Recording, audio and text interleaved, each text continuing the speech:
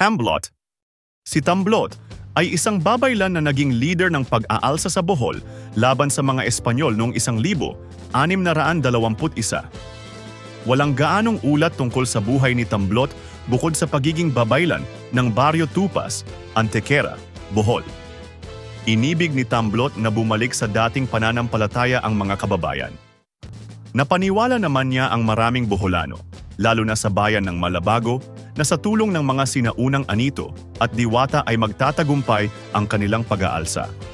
Sinasabing umabot sa 2,000 ang sumama sa kaniya. Nilusob nila at sinunog ang mga simbahan bukod sa pinatay ang nahuling mga misyonerong Espanyol. Nagpadala si Don Juan Alcarazo, alkalde mayor ng Cebu, ng mga sundalo sa Bohol. Noong unang Enero 1622, nilusob ng mga sundalo ang kampo ni Tamblot sa bundok, kasama si Tamblot sa mga napatay at nahinto ang pag-aalsa. Sinunog at binura ng mga Espanyol ang bayan ng Malabago mula sa mapa. Ang 2 bolo sa watawat panlalawigan ng Bohol ay kumakatawan sa 2 Boholanong nag-alsa laban sa mga dayuhan, sina Tamblot at Dagohoy.